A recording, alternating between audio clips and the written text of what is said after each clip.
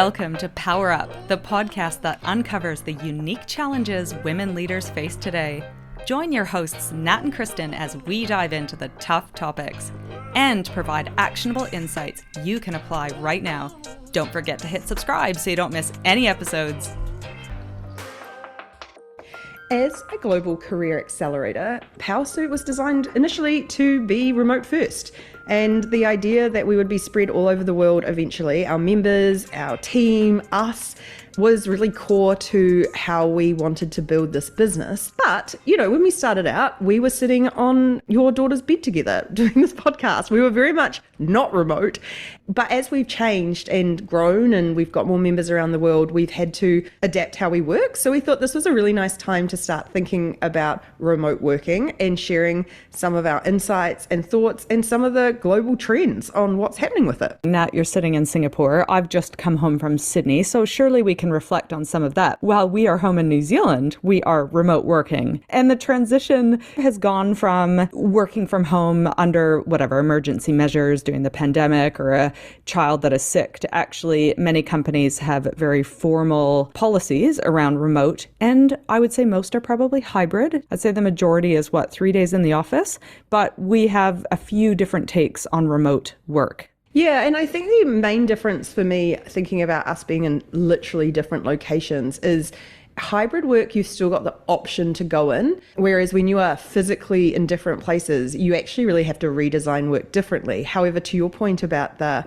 a lot of organizations are hybrid. My girlfriend, for example, works not remote. She works in an office, but most of her team's in other places. So even though technically they are expected to go into the office, they spend a bit of time in the office, the conversations she has to have are all online as well. So there's these really weird quirks to the whole setup as well. I don't think anyone, and I mean that, I do not think anyone has struck the right balance between the flexibility of where we're working and effectiveness, because it is one giant experiment. We're forced into this incredible time over the pandemic, which productivity rose. It was amazing. We came together as a people to deliver well-being to everyone, but also to get our work done and, amazing productivity. But then we got very, very tired. And now I think so many companies are grappling with how do we enable flexibility, because we all want it and we should have it. But how do we also progress, grow, innovate, collaborate,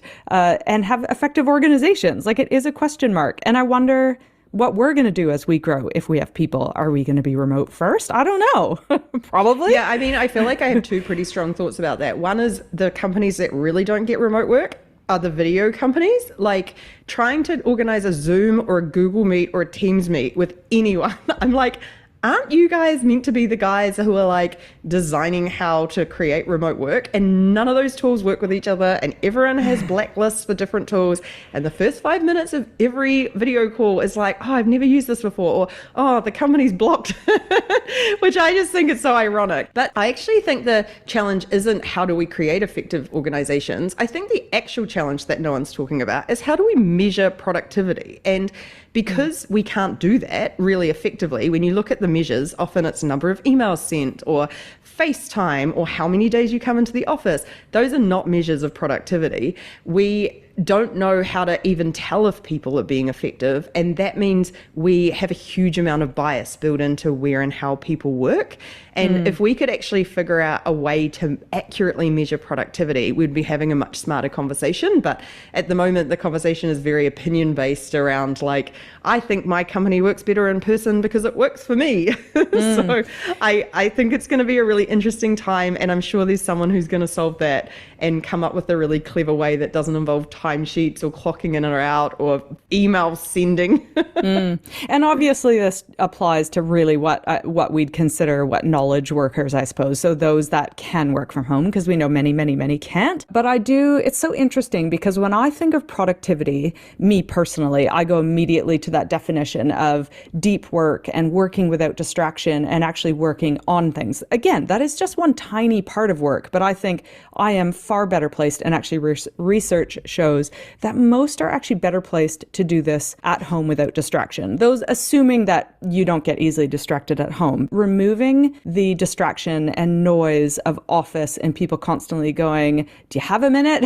and the visual cues that happen. Like, I was shocked moving to New Zealand. I've said this a few times, that you are, less than a meter on either side from other people, and they're tapping away or they're just slurping out of their water bottles. And honestly, I know chewing. Oh my gosh, loud chewing or yelling, music, all that stuff. Great, amazing. Love a good office vibe. However, when I think of productivity in a very narrow definition, I actually can go into deep focus work at home much more easily than the office, and so do most. Because I think where most people go in terms of organizational growth and value and innovation, how do we collaborate? How do we do this deliberately, remotely? And we don't need to deep dive into this. Like, we're going to chat about a lot of stuff in a very short amount of time today.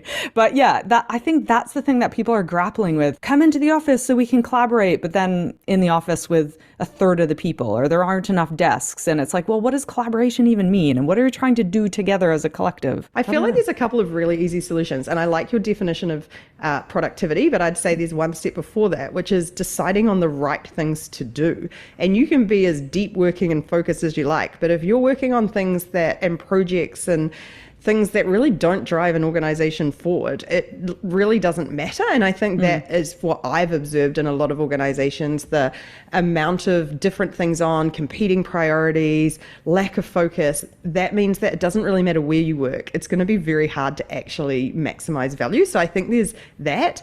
And I think when it comes to collaboration, one of my pet peeves is how we talk about meetings, and we lump everything under meetings. It could be a workshop, it could be making a decision, it could be an update, it could be a pitch, it could be a working session, it could be any number of things, and we lump them all as meetings. Whereas if we actually were to go, all of these different types of collaboration are different, and things like updates should be a video now. It shouldn't be a video call. It should be a short Loom video or an email that keeps everyone up to date with what's happening. We should not need to meet for those things. When it comes to design and discovery and workshopping different things, then absolutely getting a bunch of diverse brains in the room makes a lot of sense. But in a lot of other cases, you actually actually being in the same room with a lot of people is a distraction, not an additive. And I think we just lump everything under one thing, and that stops us differentiating between them and then picking the right tool for the right job. I wonder a few things. One, I think of the companies that, and I said that no one has got this right yet, but I'm making that assumption based on those that went into the pandemic not having a remote first established company. Those like Atlassian or Shopify, for example, that has gone remote first, but also Timely, New Zealand organization, also remote first. And I think they were that pre-pandemic. And when I think about what they got right, to your point on the collaboration and the meetings, is that they would have very deliberate policies on how they engaged and how they communicated. And so that was all set up. But also they would get together every quarter, entire company, no matter in the world where they were, they would pick Hawaii or they would pick LA or whatever it was. And the entire organization was part of the expense. They were saving on office space, keep in mind, but they would have the entire company flown into a place. And that's where they would do their collaborative, innovative growth, next step, kind of futuristic planning. They were just deliberate about it, whereas we're kind of scrambling around and going, oh, that feels really hard. Let's just get everyone back in the office. Yeah, I agree. And I think that you've touched on another key element, which is, and we've discovered this, remember at our last startup, we had 4 co-founders and we go to the pub every Thursday and people sort of laughed and rolled their eyes at that. But building those really strong relationships outside of work, those really, your friends, you know each other, you understand, and you don't have to be best friends with everyone you work with, but you understand maybe more of the context of their lives, who has young kids, what else is happening, you like each other, you respect each other. That means when you're in a little bit of a tougher work environment, you can pull on that. And I think those company get-togethers, those really deliberate ones that are really focused on helping people who've worked remotely connect, get to know each other, are hugely impactful. In the same way that leaders justify the cost of office space for productivity, there is a benefit to those costs of bringing people together that should very much pay off far more than the cost of bringing everyone there. curious about some common challenges. I've heard two things. Number one is isolation of people who are remote workers, and that loss of spontaneous chatter can result in loneliness and mental health challenges. And then also this concept of visibility and the bias that we have around being in someone's face in terms of we know that leads to promotions. And so if you imagine if you're a minority and you're trying to navigate the career ladder, and you might miss out on things due to isolation. But secondly, I think of young people and trying to learn by osmosis and figuring out the workplace and figuring out the norms and the culture of that organization. Those are also something that can go missing in this new kind of world. Thoughts? Yeah. Yeah, I mean, the isolation part is interesting, and I feel like it probably depends on who you are and how you work. I do see a future where remote work can look very different in that we're starting to see it already. Some of these satellite towns and smaller communities have co-working spaces, and so you might have people from all different companies coming together in one space, and they get that social connection. Granted, it's not necessarily with internal networking or with people from their own company, but they do get the ability to go and work around people. But I think this is, again, and it's something that I've been pondering because, like you say, I'm in Singapore. I've been away for 3 weeks now. The idea of being really self-aware and planning for what you need. And I need quiet space. I love deep work. I've built the ability to be able to sit down and not stop for 9 hours, and I love it. Other people I know, like some of my really good friends, and actually even my girlfriend, they like to have breaks throughout the day, and they like to go and have lunch or take a walk or whatever it is. Know yourself and what you want to do. And if you like to be around other people for inspiration, I know a bunch of people that just being in the buzz of a place gives them inspiration to keep working or come up with new ideas. Like, know what that is for you. And your working life will look different to my working life, and that should be what we expect. And actually, that's a massive opportunity for companies, because it's like schools. Up until now, we've all been expected to work in exactly the same way, and we know humans are so different that style is never going to work for everyone. So I would say the antidote to that loneliness is being really self-aware of what you need and building work around that, rather than sort of glamorizing one option or the other.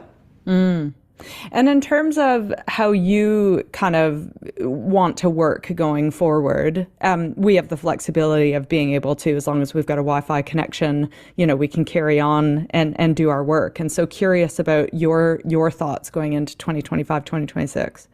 I love home.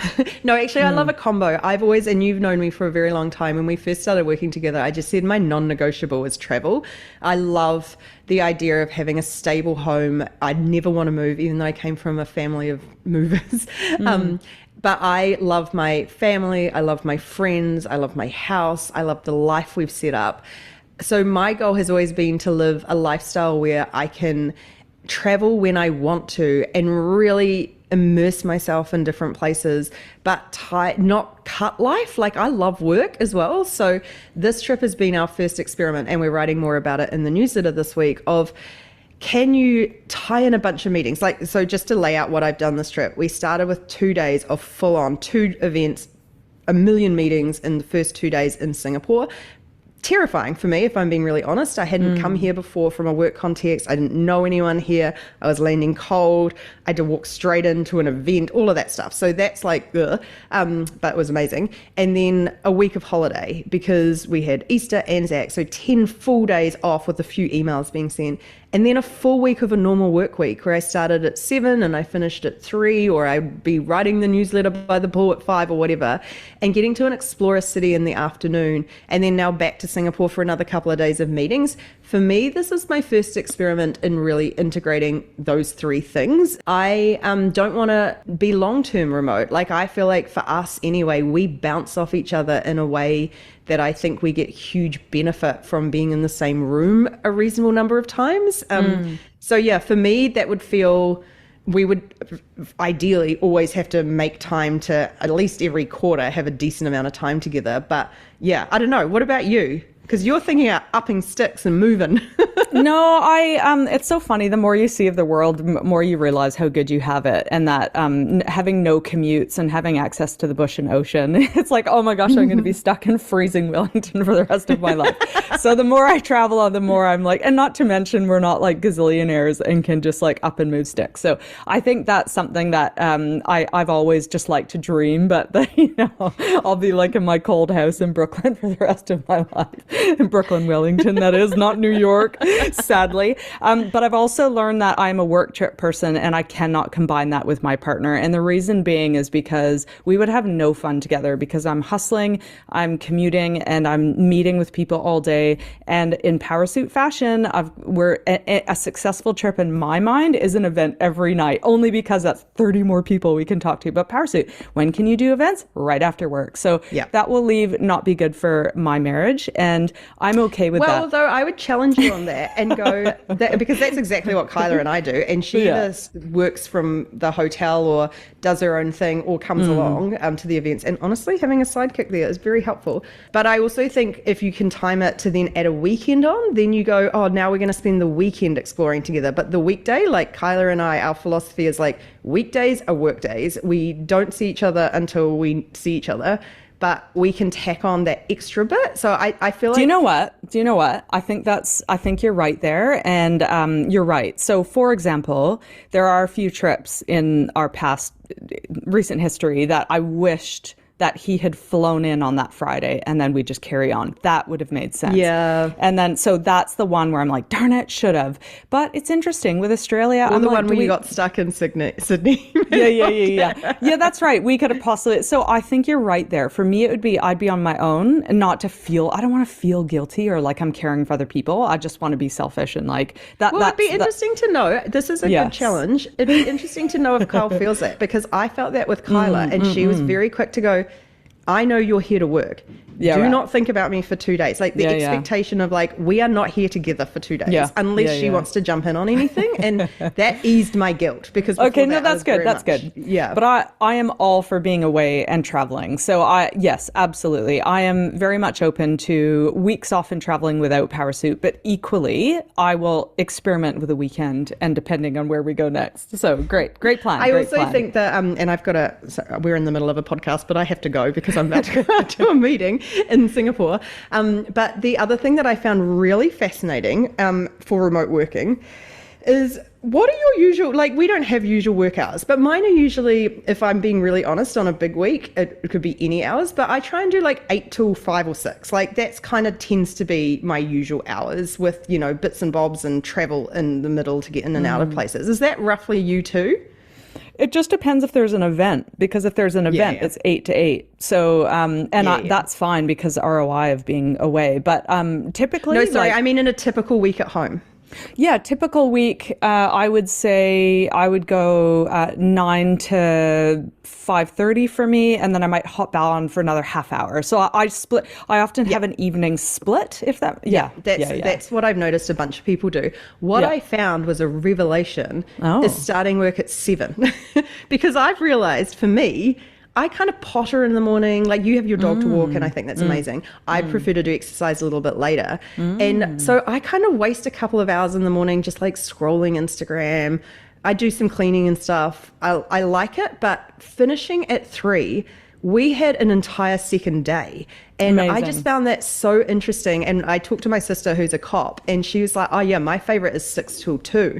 And so she just gets up and gets going. And we obviously have similar personalities that allow us to just do that and stick it up for the day. But I just thought, that's going to be something I experiment with even at home, because remote working, like it made the time zones easier, all of that sort of stuff. It made it easier to kind of workation as well. But I just suddenly thought, even some days, like getting up early and finishing earlier and having that afternoon feels like a real treat rather than kind of finishing in the evening. So highly recommend for anyone remote or otherwise, if you have that flexibility. Yeah, no, that's right. And on that flexibility, we'll wrap up here because Nat does have to go hustle. But but on that flexibility, we recognize not everyone has to be flexible, but we are here just to start a conversation, because organizations do not have it right. If you're in a position of power and influence, of which if you're with Powersuit, you will be, you you can start to have the conversations about what flexibility looks like, when we work at our best, and what productivity means to us. So that's really all this was a random chatter about that.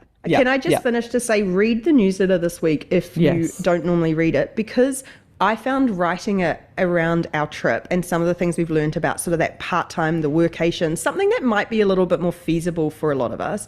It really boiled down to the same thing, which was professional brand and personal brand at work, and how you build that trust and confidence in your ability to deliver, and that self-reliance and self-management and self-leadership that we preach a lot about, so that when the time comes to go, I'd really like to work from another place for a week, your whole team is like, I back this person to do it, versus that kind of, I'm quietly going to go and try and not tell anyone, or which is an absolute trust killer, or kind of just deciding at the last minute you want to do it and being really frustrated when people say no. So I've just added some tips in there about like the prep work, because this stuff, even for us, it requires a lot of preparation. And if you're not prepared to do that and build those relationships and build that trust in your capability, and, you know, a lot of, especially as you're moving up through your career, you actually need a bit more support, and that can make temporary remote working or full remote working a little bit tricky. So there's some good tips in there to just start thinking like, and being really realistic about where am I at and what do I need to build capability wise, ability to focus, you know, distractions, managing my time, managing my calendar, communication, all of those tools that will make your remote working far, far more successful. So have a read, because this is a really interesting conversation for the future of work. So let's kind of figure it out together. Please forward this podcast episode to everyone you know who is thinking about remote, who's struggling with hybrid, who is looking for flexibility to be in on this conversation. We want to hear from you. Check out powersuit.com. Join the membership. If you are remote or hybrid and a little bit lonely, our membership network is the place to meet your people. We will catch y'all next time. Have a good day, Nat. Bye. Bye.